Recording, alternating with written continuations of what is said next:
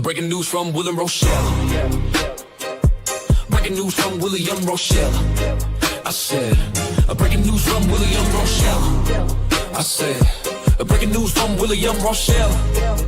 Yeah, yeah. Breaking news from William Rochelle. Living direct, here we go. Breaking news from William Rochelle. This is something you should know. This just in, don't miss the call. Your moments now. Stand tall, this just in. Here to tone your mind sharp, your future grown.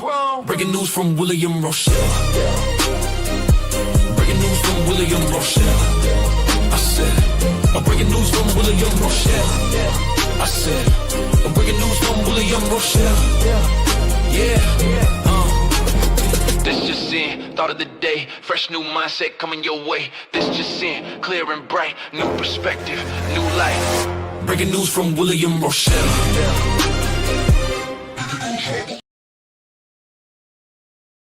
And happy Friday, everyone. We made it and we're feeling good, right? This is William Rochelle, but you can call me Bill. And this is UBU Live's Breaking News. Just so that you know, breaking news is not actually news.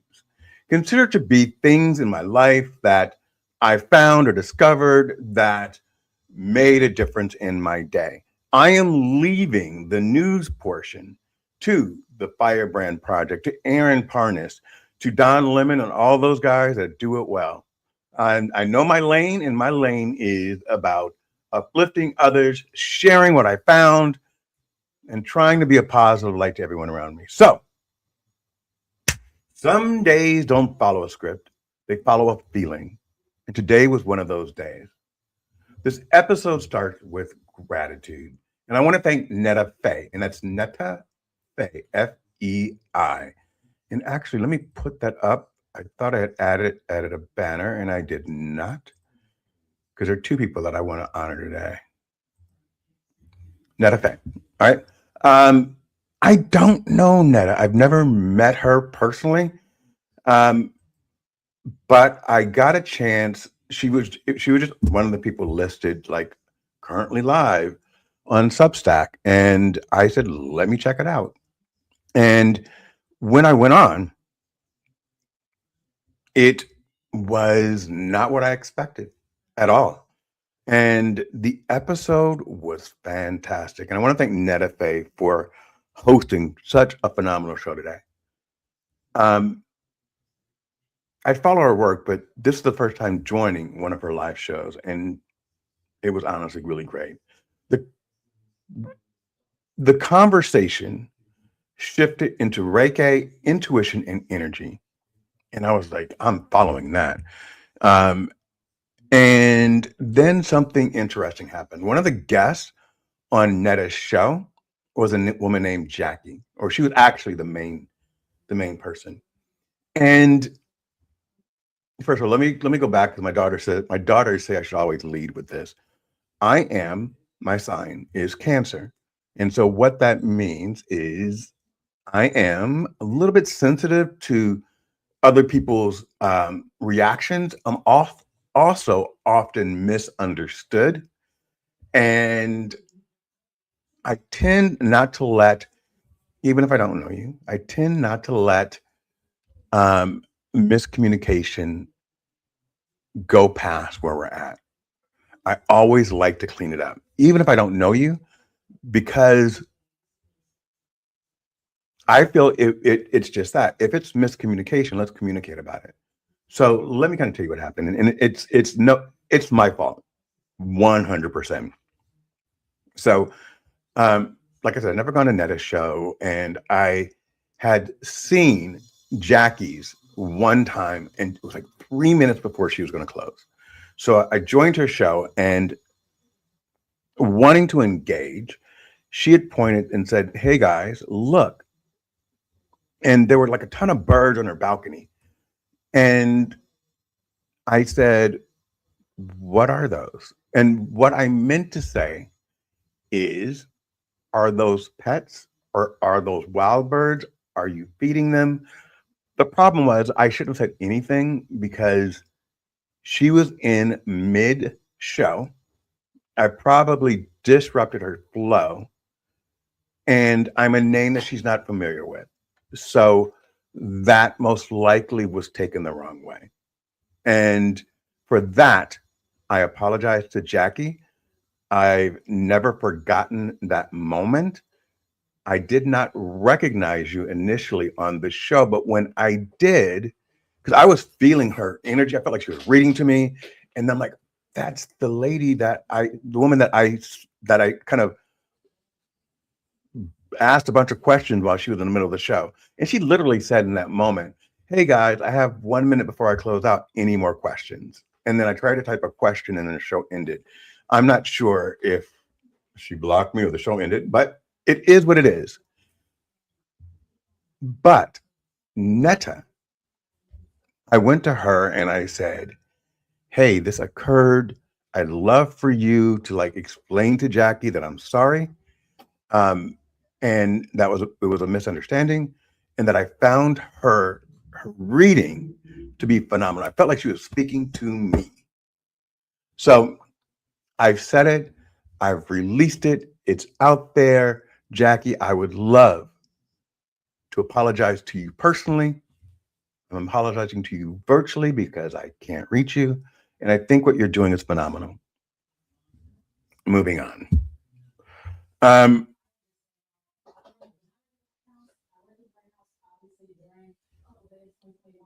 done that. Oh, Jackie's and that there's no ego and there's no excuses from me. I was wrong. It's just clarity and respect to both of you. But after Netta's live stream ended, guess what? Just sitting there, I saw and watched the founder of BFM. They're both on Substack, guys. Um, and BFM stands for Black Facts Matter. And the guy was great on his live. He was fantastic. But what's even more impressive is when you look at his profile and look at all the facts he's giving and everything he's debunking about the narrative that was placed on the Black community. I'm down with that. And you don't have to be Black to understand why this platform matters, because if you are as old as I am, sorry, you'll remember that Michael Jackson was not accepted on MTV, one of the biggest shows in the world, because he didn't fit their narrative. That's why we created BET, that now people are calling racist. No, it wasn't racist. It was because we weren't allowed on your television shows. We created our own platform. Let's get it straight. Black Girls Rock. Why do we need Black Girls Rock? Because for decades, the Black girl, the Black woman, was the least respected woman, the most underserved community in America. Why do we need Black Facts Matter? Because I'm old as hell, and I never knew about the Tulsa um,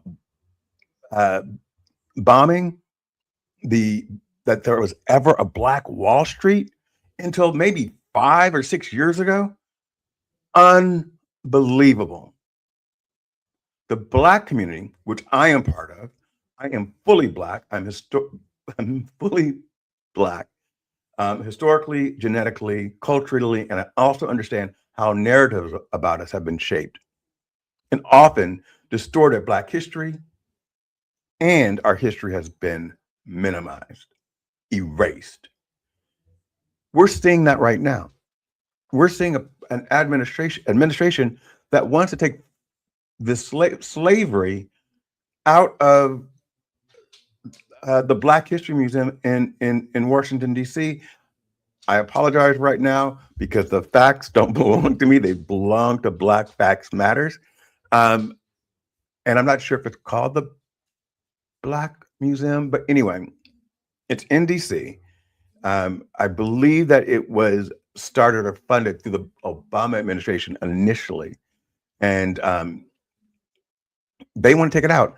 They want to kind of Wipe over Black Lives Matter Avenue and now rename it Charlie Kirk?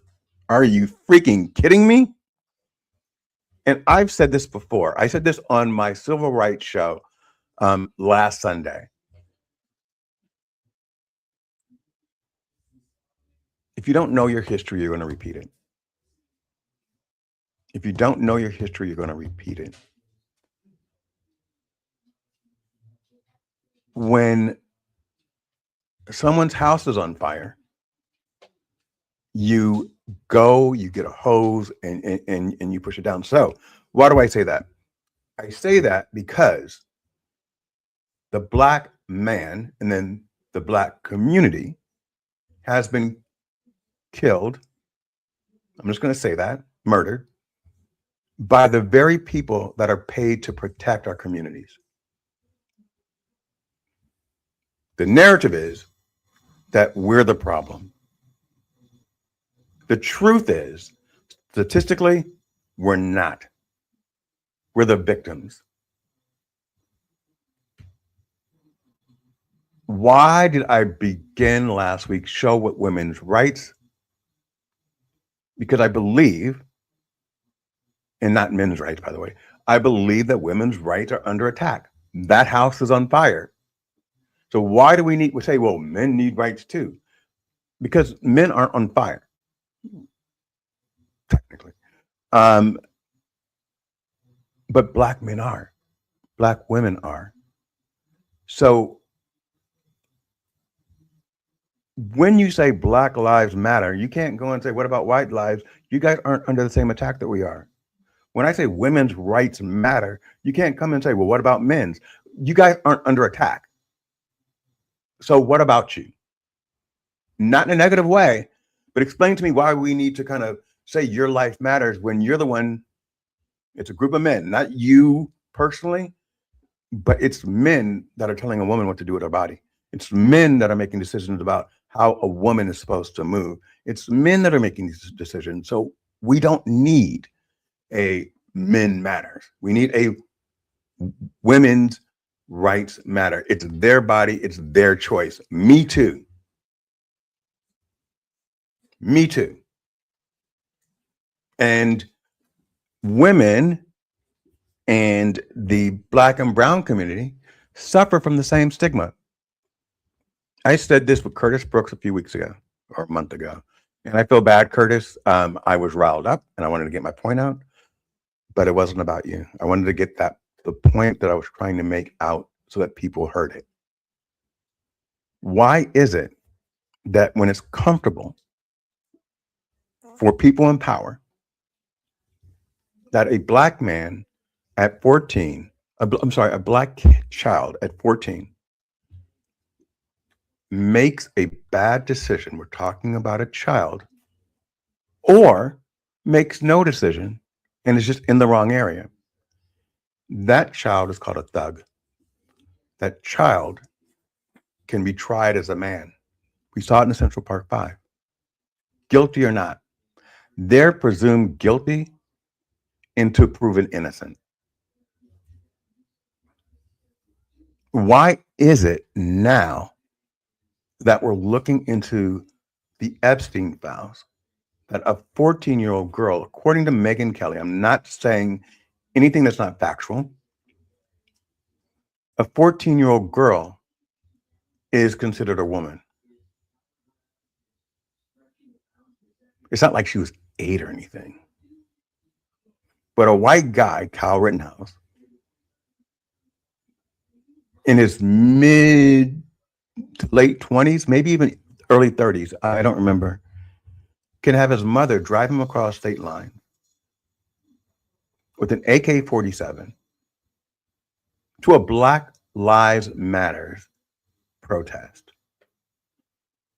He get out of his car at a Black Lives Matters protest with an AK-47, shoots the group up, just riddled with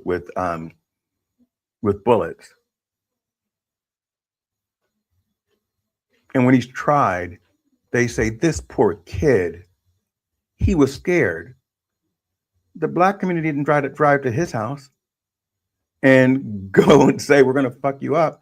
No, he drove to their community, to their protest, which was whatever it was, whatever. He had no right to do that. But the fact that the narrative is, if you're a 14-year-old black kid or a 14-year-old girl, you deserve whatever you get. And if you're a 25 to 30-year-old guy and you happen to be not a black or brown person, you're a kid. I'm not down with that. Not at all. So when it comes to Black Facts Matter, the reason why I got so excited to see that is because we don't hear the full story. We don't know about the innovation, the restraint, the resilience, and the contribution that we have made to this country without getting any credit for it. Yet they use our face to sell products like Uncle Ben's rice and Aunt Jemima, because the white people in the time knew that if a black person's face was on the package, that they knew it was going to be good. It was going to be great food. So that's why they named it like that. Know your history. And if you're unsure, I'm going to tell you to subscribe, but not only subscribe, become a part of the community. Speak up. Add your voice to BFM and on Substack. Subscribe, because we all use subscribers, but really what we need are soldiers. We need people that say, hey, I'm a part of this community and I'm going to support you.